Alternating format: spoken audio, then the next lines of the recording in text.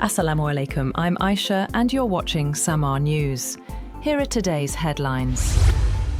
A multi-layered security plan has been deployed as Pakistan prepares to host Iran-US peace talks in Islamabad. Authorities say thousands of personnel are in place, with parts of the capital under lockdown and a strict security perimeter around the venue. According to sources, advance teams from both countries have already arrived at the Islamabad hotel, where the delegations will be based.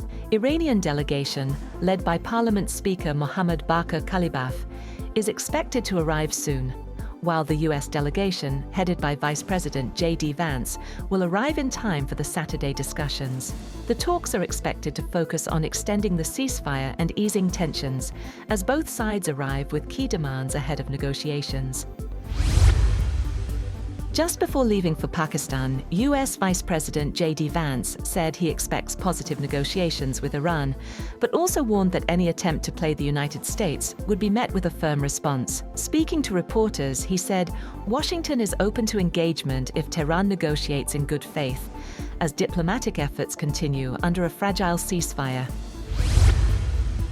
Trump has said that a peace deal with Iran may be within reach, even as tensions simmer on the ground. He said he is very optimistic that a deal with Iran could soon be achieved, speaking in a phone interview with NBC News. He claimed Iranian leaders adopt a more flexible tone in private discussions compared to their public statements. Also, during a phone call, Trump urged Israeli Prime Minister Benjamin Netanyahu to scale back military operations in Lebanon to support peace efforts. He later confirms the conversation, saying he spoke to Netanyahu and he's going to low-key it.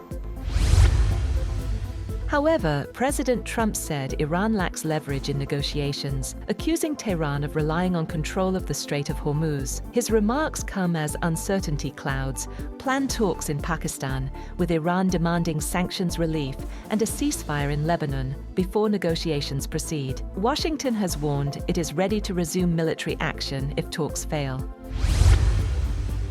Iran's Deputy Foreign Minister, Majid Ravanchi, says a consensus has been reached to use Tehran's 10-point plan as the basis for negotiations with the United States. He said that Iran supports diplomacy, but will not accept talks built on false premises or aimed at enabling further military action. The plan includes maintaining control of the Strait of Hormuz, lifting sanctions, and a US military withdrawal, as both sides prepare for talks in Islamabad.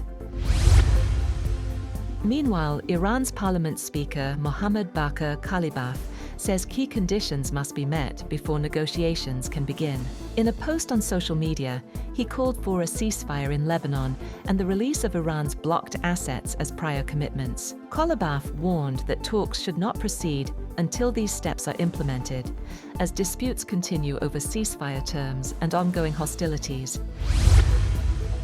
British Prime Minister Keir Starmer has said that he discussed military capabilities and the logistics of moving vessels through the Strait of Hormuz when he spoke to US President Donald Trump a day earlier. He said during his visit to the Gulf that they'd been pulling together a coalition of countries working on a political, diplomatic plan. Asked if he raised US threats of withdrawing from NATO with Trump, Starmer did not answer directly, but said the alliance was in both the US and Europe's interests.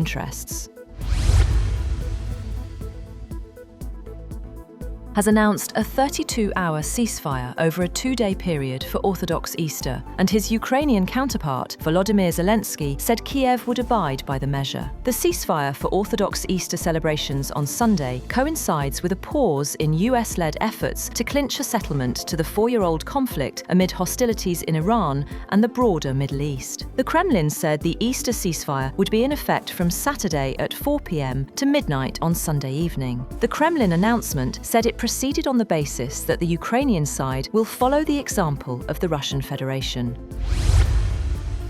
Attacks on Saudi energy facilities have cut the kingdom's oil production capacity by around 600,000 barrels per day and throughput on its east-west pipeline by about 700,000 barrels per day. Saudi state news agency SPA reported, citing an official source at the Ministry of Energy, that the latest attacks also disrupted operations at key oil, gas, refining, petrochemical, and electricity sites in Riyadh, the Eastern Province, and Yanbu Industrial City. One pumping station on the east-west pipeline was hit, reducing throughput by about 700,000 barrels per day. The Manifa oil field and Kurais facility were also hit, reducing production capacity by a total of 600,000 barrels per day.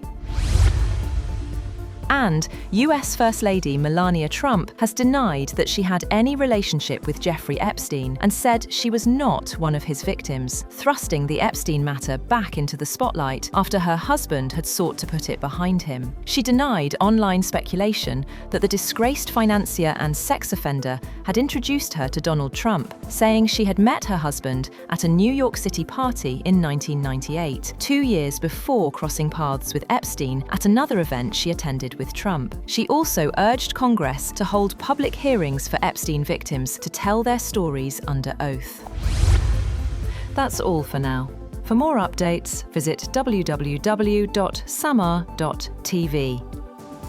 Thank you for watching Samar News.